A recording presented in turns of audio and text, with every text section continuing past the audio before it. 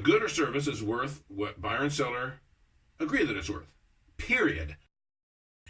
It's Saturday, March 9th, 2019. What's the name of our show, Barney? Well, yeah, we started. We've so far we've been calling it Barney and Clyde, and an informal and utterly unscientific survey I've done leads me to believe that people like that. Yeah, so okay. Yeah. So welcome to this fortnight's edition of B&C. I like it. Fortnight's a good word. Isn't it? Yeah. Yeah, we should work that out somehow. The great lexicographer Samuel Johnson, who was always great for quotes, one of my favorites of his is that nothing concentrates the mind so fully as the realization that one is to be hanged in a fortnight. Yeah, right, yeah. So anyway, yes, and that's the frequency with which we intend to do these, is every other Saturday, and so you have plenty of time to peruse the current edition that's up at YouTube and wherever else we... Yeah, we'll provide the links and all that stuff here. Okay. All right. So I wanted to get down to the bottom of... we kind of talked last fortnight about sort of the... you being a small c conservative, myself being sort of a small L libertarian, right. But also you're, I think, are you a registered Republican? I am.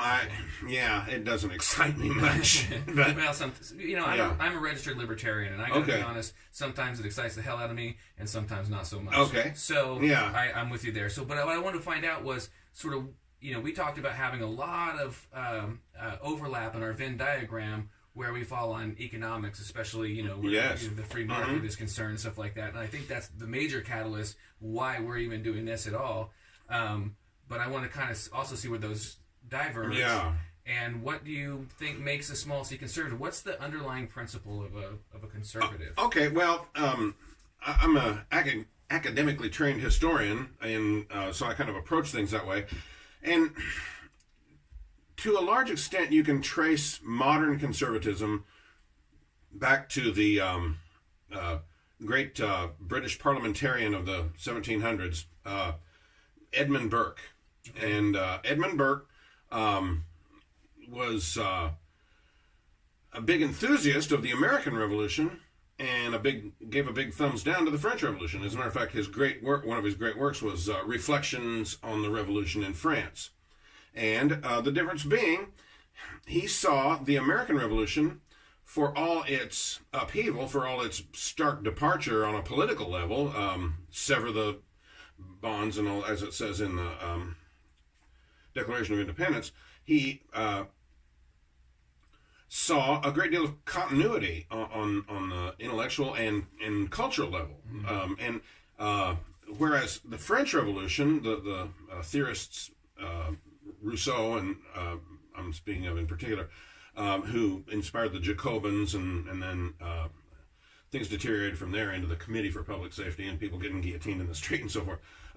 But the French Revolution was based on the idea of obliterating everything we knew about the relationship of the individual to the state, and even to the point of jettisoning Judeo-Christian tradition, getting rid of religion, which, both of these revolutions happened as the Enlightenment was getting well underway, and the Enlightenment has given us a lot of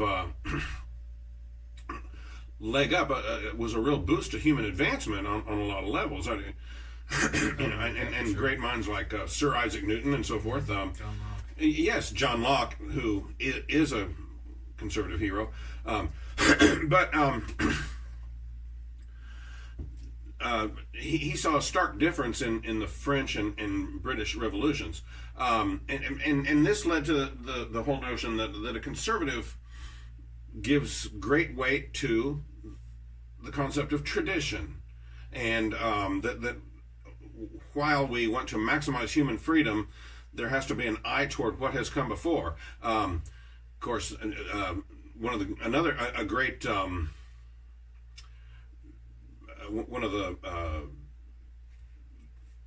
most thunderous documents in the history of conservatism is the mission statement in the first issue of National Review from November 1955, basically penned by William F. Buckley, although the other editors had a hand in it too. But, in that famous line within it that says, "The mission of this magazine shall be to stand athwart history, yelling stop." and that to a great degree is true.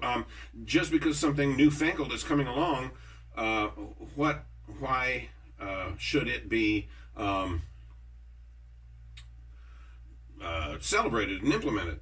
Okay, but and there's some folks in between there that ought to be mentioned too. Max Weber, the German sociologist of the 1920s. Richard M. Weaver, who was a literature and philosophy professor, mainly at the University of Chicago, if I'm recalling correctly. And he wrote a book that came out in 1948 called "Ideas Have Consequences," in which he talked about the role of tradition in preserving what has come before and drawing upon that heavily to see where we should go. Russell Kirk, who wrote "The Conservative Mind" in 1952, charted much the same course. I often say, I'm not the first guy to talk about the three pillars of conservatism. As a matter of fact, I think the great Ronald Reagan kind of codified that and really instilled it in the public mind. And it's put various ways. Here's the way I put it. And the way I put it at my blog, Late in the Day, which is not bad reading if you've never checked it out. But anyway, one, free market economics, beginning with the notion, and you and I have discussed this before, that a good or service is worth what buyer and seller agree that it's worth. Period. No other entity has any business being part of that. Oh, by the way, thanks for bringing us coffee again. We're at the bar, which seems to be the setting for... Maybe next time I'll bring Barney and Clyde. A more grown-up yeah, there you go. Okay. And yeah, because this is a show for grown-ups. But you guys have to do tonight, so... Yeah, but that's okay. Anyway, yeah, so we're at the bar. It's appropriate to have drinks. I was going to bring some Starbucks just because of the amount of vitriol that's being thrown at Howard Schultz. Yeah, okay. Just for fun, but the line was too long. And, Okay. So that's anyway, yeah. so yeah, pillar one is free market economics. Pillar two is here's the way I put it: an understanding of how and why Western civilization has been a unique blessing to humankind. And there's kind of two pillars to that. One, Judeo-Christian morality, going clear back to the Ten Commandments and all that. And up through the Beatitudes and the Apostolic Letters. The other being the Greco-Roman heritage of representative democracy, going back to Pericles, the Pericles era in Athens, and the Roman Republic before it became an empire under Caesar. And how republics tend to do that. Huh? Yes, yeah, that's which leads to. Which is an important point. It's sometimes said that conservatism, for all its optimism, Reagan was all about morning in America, so you can argue that it's an essentially tragic worldview because you have to the premise that human beings are fallen has to be taken into account, which gets back to you have to look back at history and what has worked and what hasn't. Anyway, the third being. And here's the way I put it a couple different ways. One, a foreign policy based on what history tells us about human nature and how tribes and nation states and on up to kingdoms and empires behave and how and why. And we need to look at history to see what that is. I would put it this way. I would say, okay, we talked the first two pillars are free market economics and an understanding of the unique blessing that Western civilization is. A foreign policy based on having our country's strongest alliances be with nations who share a reverence for those first two pillars. Okay. Yeah. Yeah. Okay. Good. All right. So that's it in a nutshell. And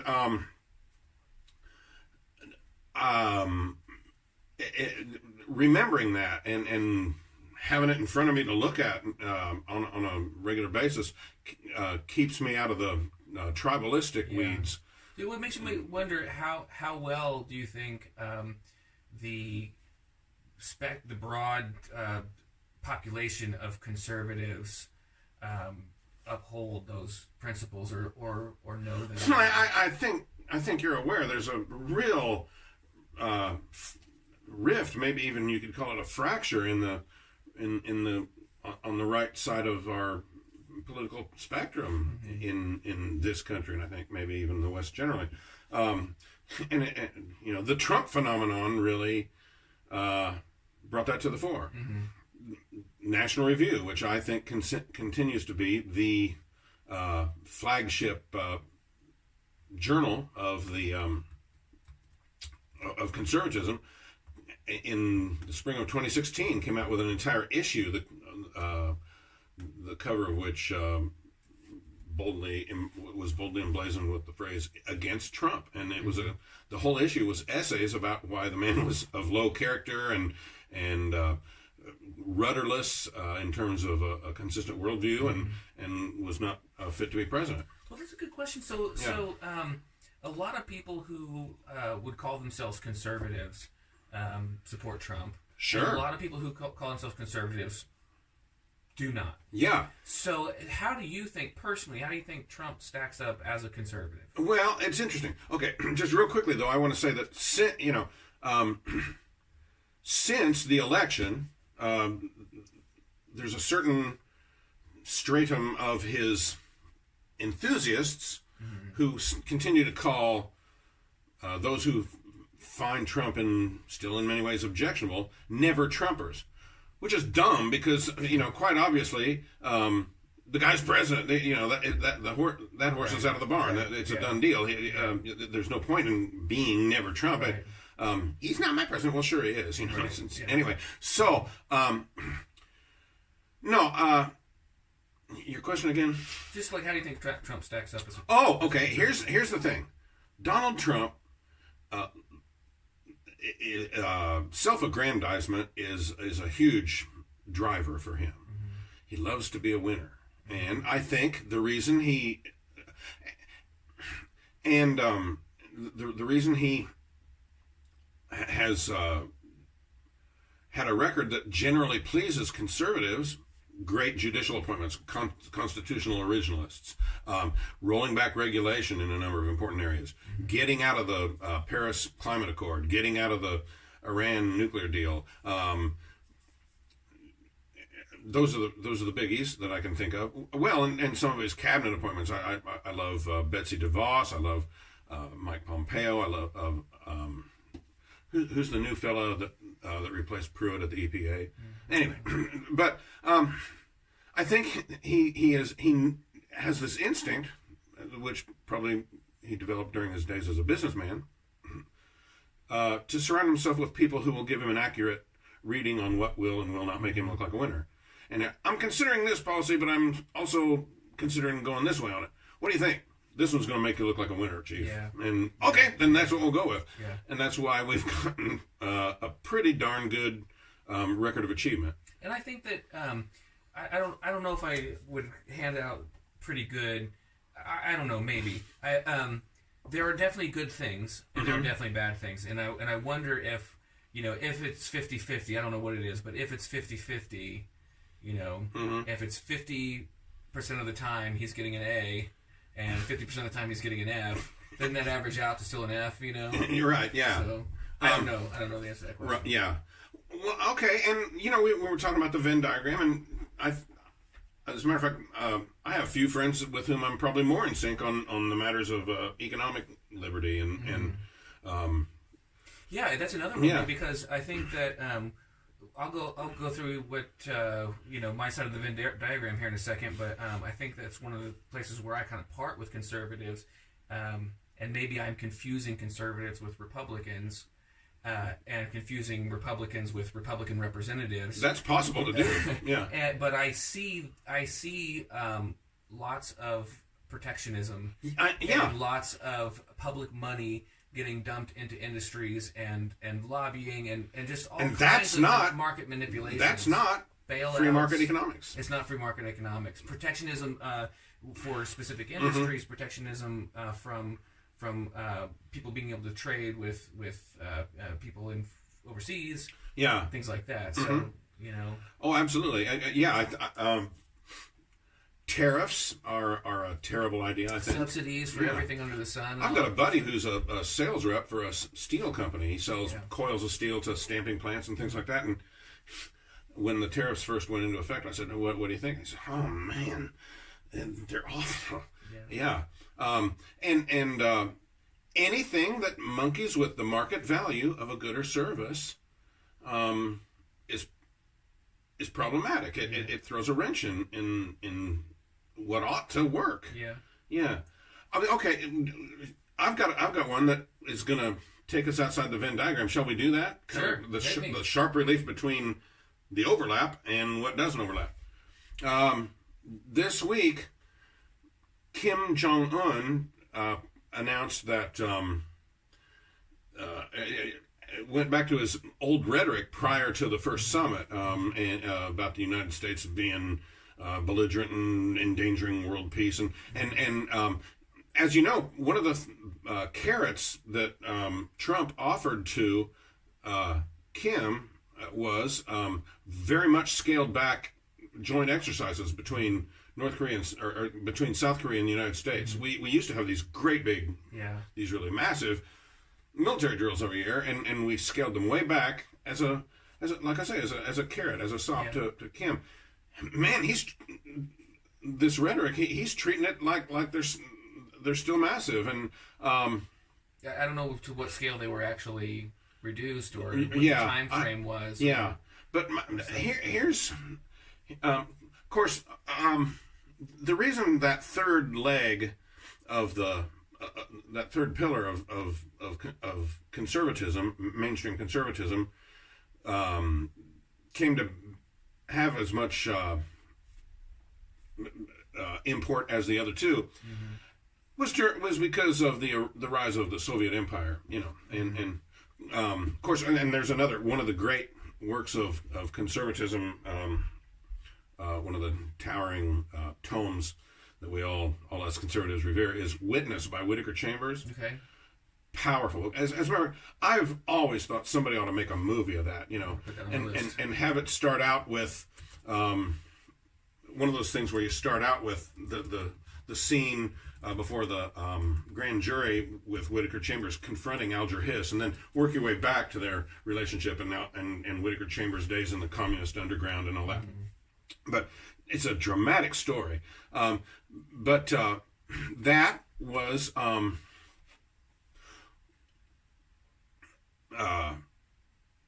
the Cold War era is where, and because the Soviet Union was the logical end of what leftism had been leading to, going back to the French Revolutionists and the Jacobins and on up through socialists of the 19th century and so forth, Karl Marx and all that. It was leading toward what the Soviet Union and its overall empire were, and now we all know about Francis Fukuyama's End of History essay from 1990. The Cold War's over, so we don't need to be there. There's no real solid bad guys out there for us to have to be all geared up against. And searching for dragons to slay. Yeah, right. Yeah. That can be true, except that I've been a little circuitous here, but we'll get back to Kim Jong-un. The guy poses a real threat to it. A mortal threat. You push him far enough, and he could threaten our West Coast cities. So, what's the libertarian take on a situation like that? Well, how about we back up a little bit? Sure. Okay. And let me put that into context, because I think a lot of people kind of get it. They probably get what the core fundamentals of conservatism is. They probably get what are the core fundamentals of libertarianism. And to be fair to people on the left, they probably, get that mission statement wrong too. When you when you hear from the mainstream media. So the guiding principles for libertarians at large is one keystone principle called the non-aggression principle. Okay. And you'll hear that referred to as the NAP. It's not a very incredible nickname, but it's not very complex. But the non-aggression principle, or sometimes the principle of non-aggression, and that is that you don't initiate force against someone else. Okay, either on an individual level or a nation-state level. Exactly. Okay. So the initiation of force is prohibited. Force isn't prohibited, but the initiation of force is prohibited. So if someone violates that and initiates force against you, you're certainly within your rights and responsibilities to put a stop to it as a nation-state or as an individual. So that means, like you were talking before, that's the reason why libertarians are so laissez-faire, free market economics supporters, is because it must be between the parties to agree on the transaction. When you start putting government force into something, you must buy this service like trash pickup or whatever. You must buy health insurance, or you must buy X or Y, or you must pay your employees $15 an hour, or you must pay so exactly, or you must be able to get a job for $15 an hour, or you're not allowed to work. You know what I mean? Where you're inserting force where it doesn't belong. Right? People should be free to make their own decisions for themselves and their own lives, to the extent that that doesn't hurt someone else. Right? So people talk about, well, what about sex work?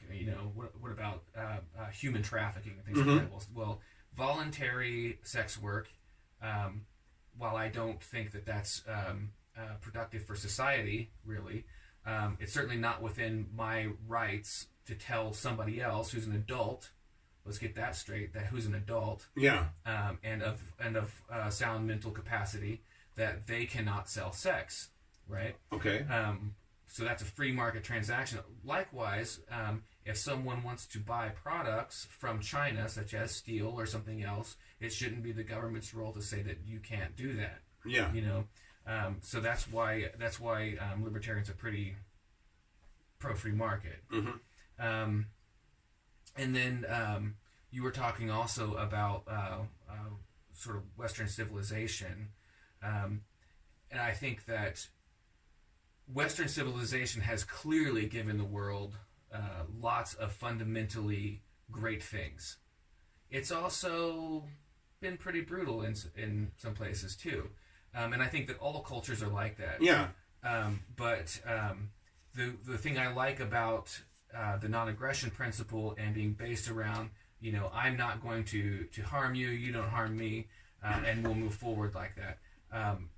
What I like about that is I've sat between a preacher and a pink-haired trans woman, so somebody born biologically male who intentionally transition and presents themselves as a woman in society, and I sat between these two people at a libertarian meetup, and just talked about freedom and liberty and how we stay out of each other's business. These two people not approving of each other's lifestyle in the slightest, but both agreeing that the most important thing is that we're free to make our own decisions in our own lives, and the forces that would drive us, the forces that would cause us to not be able to live free in that capacity, is in our mutual best interest to stop. So that's sort of libertarianism in a nutshell, I guess. Okay. Well, then, what is to be done with situations with hostile rogue states like North Korea and Iran that are calling us Satan and building up nuclear programs with fearsome missiles and that can cross the Pacific in mere minutes and so forth? Well, those are really complex issues. Yeah. And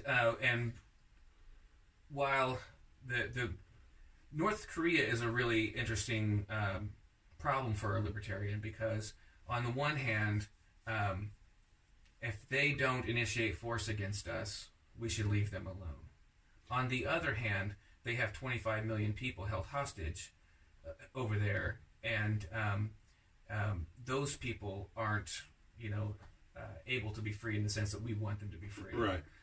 But I think the general consensus is that, and I don't want to speak for every libertarian, chime in, tell me I'm wrong, whatever, but the government, especially the U.S. government, often makes things worse when it tries to act. You know what I mean? I'd have to agree with that. So if you look at how we handled Iraq, if you look at how we handled and Iran, you brought up, Iran is in the condition it's in, at least in part because of activities by the United States, by overthrowing what we saw as a hostile government some time ago, or in the 50s or something like that. We were going through the Shah. And, Iran, for the Middle East, was a pretty progressive place at the time. And now it's much more, fundamentalist. Right. And we just made a problem worse. We kind of did the same thing in Afghanistan.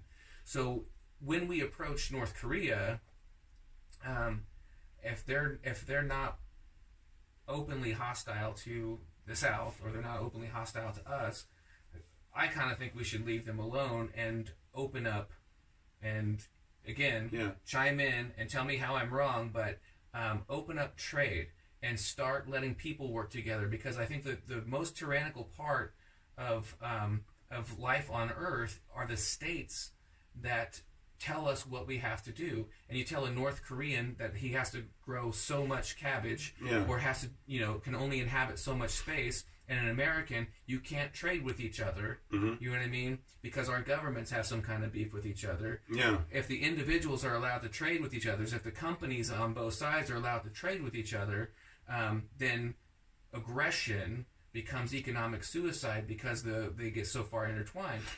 China is a good example of that. The more and more we put up tariffs and the more blockades we create against free trade, the more license they have to be hostile with us, the more open it's been. Those are the times when they've been, most willing to work with us. Mm-hmm. And I think a large part of the Trump administration's thinking in choosing Hanoi, Vietnam as the setting for this second summit was to try to show Kim, look, maybe you don't even have to go the full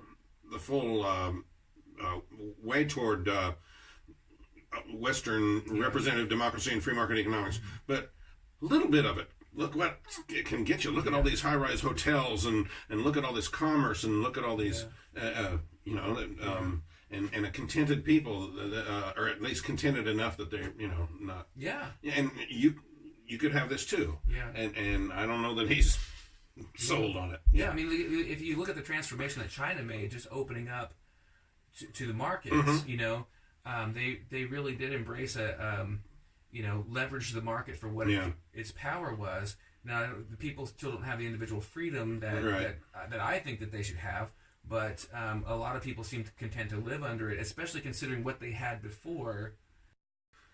I wanted to touch on something else you said. This is kind of you were talking about some thorny areas for libertarians to work their way through.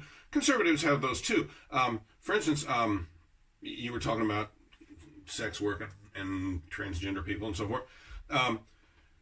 The libertarian position on one's next door neighbors is, hey, look, folks next door may be doing stuff within their own four walls that you just completely object to. But you got to suck it up, pal. They're free to do it. And it's not your business. Yeah, for the most part. Yeah, and the conservative rejoinder to that would be, but there's a health of there's a health of the culture to be considered here. Yeah. And people running around, selling sexual favors and carving up their crotches and so forth. It probably doesn't get us the most healthy culture we could have. Well, I mean, but that's the thing. You got to wonder to what degree is that happening. You know what I mean? Like right. If you're how many people are interested in those activities, and how many people are, one of the things that really pushed me away from conservatism, especially when I fell out with the left, like we've discussed before, right. I was pretty lefty before. I called myself a Democrat. I wasn't a registered Democrat, but I have voted Democrat. I've supported Democrat candidates, all that kind of stuff, and that sort of had this political awakening. But one of the reasons why I couldn't go down the conservative road was that, like, their stance on gay marriage and things like that, and it just seemed so antithetical to real freedom. Okay. You know? All right. And if you live in a neighborhood and a couple of people next door, you know what I mean? Most gay couples just, you know, especially when you know, they get older, right, just want to settle down and be a couple. You know what I mean? And have rather traditional lives. And what I think is short-sighted on the conservative side, and maybe I'm wrong about this, is that I think that was good for the LGBT plus community, that they got a little bit of conservatism, that they were able to get married, they're able to, you know, be accepted in society a little bit more and normalized. Yeah, they're of course, I forget what they're called now, but there's a group within the Republican Party called the Log Cabin Republicans that, and their whole point was, we want to have the kinds of marital arrangements that you folks have. We're on the same page with regard to nice, stable homes, and we're really on your side. And, you know, there's some rather prominent gay conservatives. Guy Benson, who's a columnist at Town Hall and has a radio show with Marie Harf, Benson and Harf. Marie Harf. Yeah. Well, but there's another. They're friends. But our current ambassador to Germany, Richard Grinnell. Yeah. So, which, okay, and the reason, to kind of bring this full circle, the reason this is thorny for conservatives, I sometimes get accused in the comment threads of my blog posts of, well, you just want to make people do this and you want to prohibit them from doing that. No. We'd like to encourage and persuade. Yeah. The primacy of freedom is strong enough for me that I don't want government telling people right what they can and can't do. I happen to believe it's impossible by definition for two people of the same gender to be married, but well, I mean, you have to define your terms. Exactly, right. But, you know, the question I had was, should marriage ever be state sanctioned? Should it ever be a function of the government in the first place? You know, should any contract between any consenting adults, any agreement between consenting adults, be a function of the government in any way, unless that contract is violated? If that contract is violated and you need a recourse for damages or for, you know, to repair the contract or whatever, then maybe there's a judicial government action that's required there. Right. But two people who just want to, you know, have a bond, do whatever they want to do. Exactly. Yeah. You know, I can't imagine any law that prohibits that. How about you folks? And I like this idea of enlisting our viewers and listeners on this. Chime in. You'll have the opportunity to chime in on a comment thread and tell Barney how he's wrong. Yeah, sure. We'd like your input on all this. What do we got left in the way of time? Because I think we've used a lot of it. Okay. I think we're at about 45 minutes. Well, okay. The reason I ask is because we've kind of established two regular features that I'd like to make sure we touch on at least. Go for it. One is the Hyperbolic Chamber, where we, in this day and age when hyperbole is, we're up to our eyeballs in it, we're just awash in it in this society. Every once in a while, though, there's an example that is just so crazy that it bears noting. Yeah. We all know about Ilhan Omar, and she's become a major headache for democratic leadership. And I talk about this in some recent blog posts. It's rather ironic. They're getting a taste of their own medicine, the Democrats are, because Omar, these three freshman class women Ilhan Omar, Rashid Tlaib, and Alexandria Ocasio-Cortez, they're just making explicit what's been the end game all along for leftism, and where we were going with it, going clear back to Michael Harrington and the Democratic Socialists of America, and even before that in some ways. But of course, Omar in particular has let loose with a barrage of anti-Semitic statements, and Nancy Pelosi says, "Well, okay, all right. Then how about if we come up with a resolution condemning anti-Semitism?" Yeah. And that had to get watered down to an all-inclusive condemnation of hate, which led to the whole Blame America First thing, going clear back to the Dreyfus affair and Japanese internment during World War II, and on and naming a bunch of other beleaguered demographics, Native Americans and so forth, and transgender people and all that. And even that got so watered down that how do we make this the fault of straight white males? Yes, that really is. How can we shove this into the right? box? They wound up seizing. It was an act of moral cowardice to back away from explicitly condemning anti-Semitism, but they used it, took the opportunity to blame white males for everything. But here, apropos of the hyperbole angle.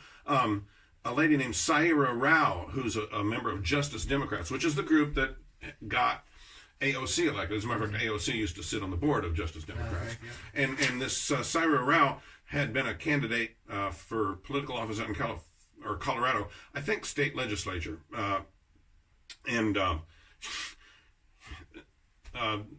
This is the left eats its own, the degree to which the left eats its own that you get when you start down the intersectionality path. She says Nancy Pelosi is a white supremacist for even thinking about allowing a vote. A white supremacist. I have a lot of problems with Nancy Pelosi, but a white supremacist. Yeah. Give me a break. Yeah. For allowing a vote in the House to condemn anti-Semitism. And she's a white supremacist for allowing a vote. Yeah. And this Rao says, I am going to unfollow anyone who posts anything positive about Nancy Pelosi. Yeah. Fine, go ahead and fracture your party and right. just in time for the next election cycle. Yeah, exactly. And Linda Sarsour. And there's an interesting case. How did a hijab-wearing Muslim woman come to head the Women's March, which she did, the Pussy Hat March right after Trump got elected, and she was one of the two principal organizers. Yeah. But anyway, she says about Nancy Pelosi that she's a tool of the patriarchy. Yeah. Okay. And somebody else. Who was it? What's the criteria for being a tool of the patriarchy? Like, is it white skin or what? Yeah. What is the? Yeah. What must you have? It would be interesting to hear her flesh that out a little more. Or is it, right. You're right. And somebody else. Who was it? Somebody else of that ilk condemned Barack Obama for being. It was Omar. Yeah. Oh, was it Omar? Okay. Yeah. And I'm thinking. But I thought Barack Obama was as radical as a Democrat came until about 5 minutes ago. Yeah. But I actually thought she was right. I have these conflicting things, where these leftists will say some of these insane things about where we should take the country economically and ecologically even, and but then they say things that are right. Like I left the Democrat side because Obama was a nice smile, but was an Alinskyite socialist. Well, we're in the hyperbolic chamber, so let me just wax hyperbolic. Let me just use the hyperbole, but he killed a lot of people. He started illegal wars. He did everything that the left was angry with George Bush for doing. Yeah. And I thought they were angry with George Bush for doing it. Yeah. Not because he was a Republican doing it. And then we got Obama, and he's charismatic and very likable. You know what I mean? I think the country just fell in love with him. I liked him immediately. You know what I mean? He comes across the kind of guy you'd want to have a beer with. Charming, and yeah, exactly. And he seems like a really nice, educated, put together guy. You want to like him. And then he continues the domestic spying, warrantless wiretapping, right? He executes or drone strikes. He was pretty drone happy. He was drone happy, but not only did those drone strikes fail a lot of them were illegal to start with. Okay. So going into Syria and Libya, for example, even if you support that, right? I don't understand how you can support, Bush doing it, but not Obama doing it, and vice versa. So that put me off. But she was saying that Obama carried those things forward, and I agree with her on that. Yeah. And he got away with it because he's charming and charismatic. Right. And for Democrats, because he had a lot of left-wing cred. It was Obamacare and I think that's why a lot of people who like Trump and like some of the things that Trump is doing are easily forgiving some of the bad stuff that he's doing, because the other stuff to them is just more important. Whether that's good or bad, it's just more important to them. Yeah. Just like Obama's leftist agenda domestically was more important to you. Getting the Obamacare pass was more important, not to you. Yeah. Was more important to you than the fact that he's carrying on the Bush legacy of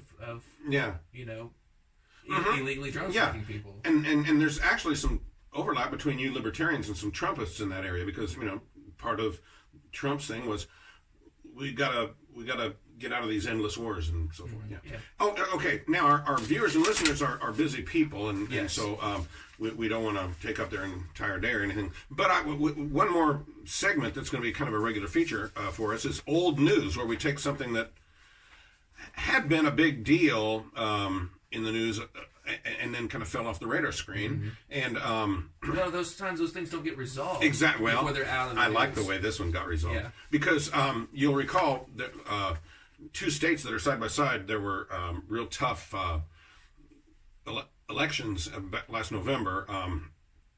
One in Georgia for the governorship, and one in Florida for the governorship. And in the Florida case, Florida really dodged a bullet.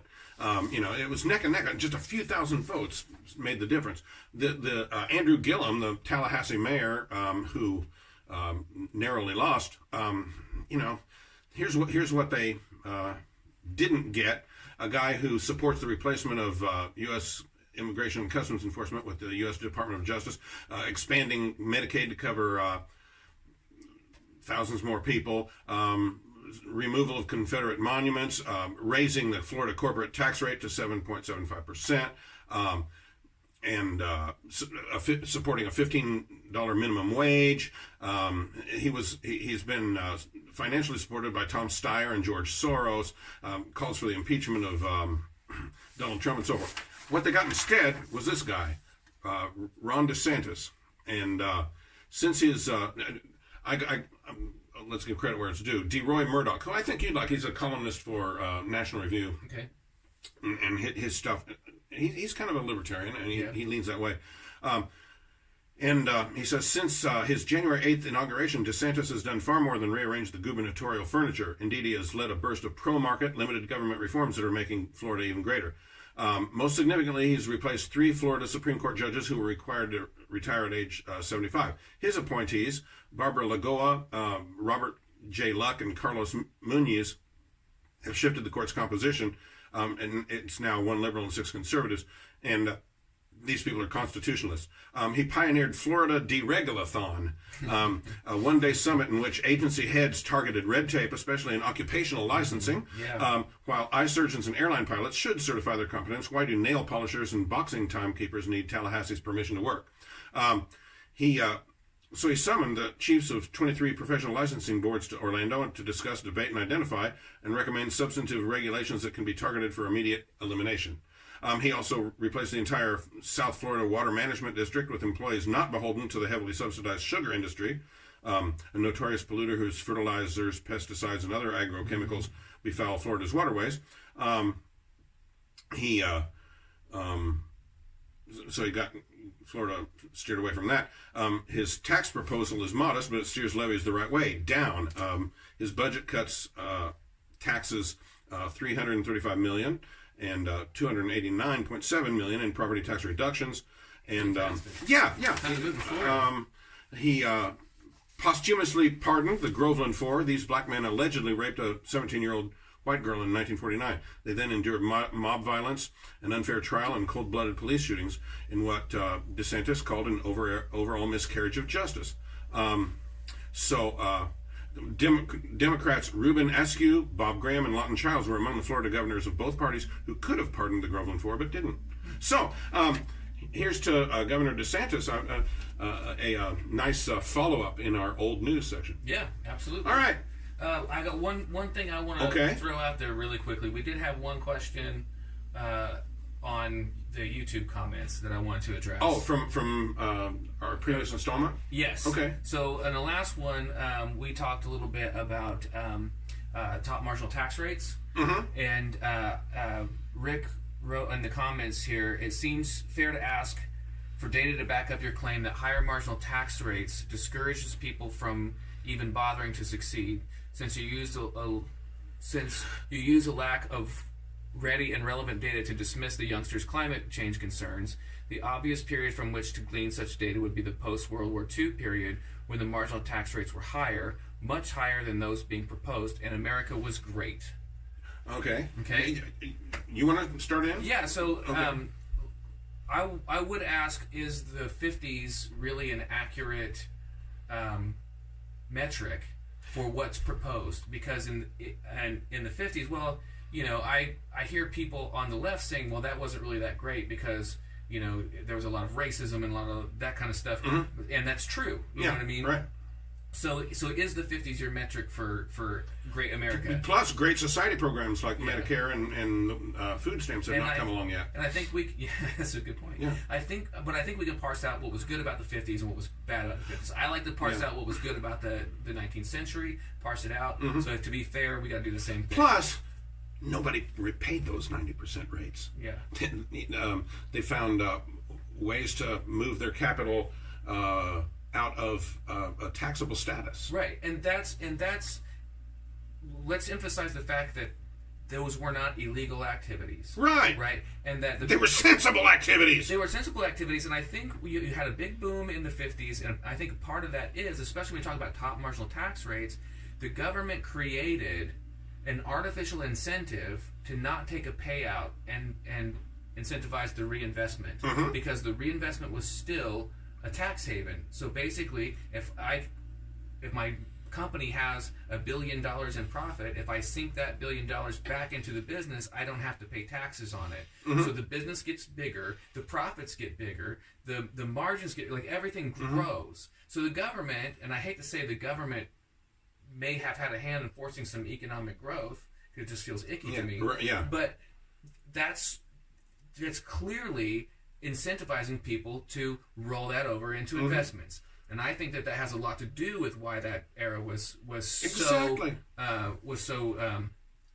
a boom. Today, the Ocasio-Cortezes and those types of people, they're seeing through that a little bit and saying, okay, these people are going to hide their money, so we got to find out how to, keep them from hiding it. So what they're proposing is not the same thing as the 50s. In the 50s, you had a top marginal tax rate, and you had these places where you could put your money to keep it safe from taxes. Yeah. That's not the case. You're going to miss out on the economic boom that comes from all of that incentivized reinvestment, and the middle margin where the taxes are actually going to get paid, right? That they're not going to recoup that because the economic growth is not going to be there. Yeah. So they think they're going to harvest all this money, but it's not going to be there. Capital is somewhat like water; it flows to where it's going to find the least resistance, and where it's going to be most inclined to make more of itself. Yeah. I think so, and I think you see that with Amazon today. The meme floating around is that Amazon's not paying any income taxes, this year. Yeah. Well, but what they're doing is they're reinvesting the profits that they took out of a business that's had profitable years and very non-profitable years over time. Yeah. Right. So they're taking when they didn't pay taxes before because they weren't profitable. Now that they're profitable, they're sinking money back into the business and growing it more. Yeah. And that money's not taxable. But the idea that Amazon didn't generate taxes is an absurd claim. You can look at the facilities that they have alone. Look at the property taxes they're paying. Look at the payroll taxes they're paying on employees. And now they're paying a lot more because they bumped up their wages. So, well, listen. What are we looking at time-wise here? It's time to wrap it up. Okay. Thanks again for watching and listening, and your feedback's important to us, and hopefully we're fostering a sense of community, and we'll see you in 2 weeks. Yep. Right here at the bar. And I'll put all the stuff we talked about in the show notes. You can put your comments there, and there'll be a Facebook and other links. All right. Thanks for joining us.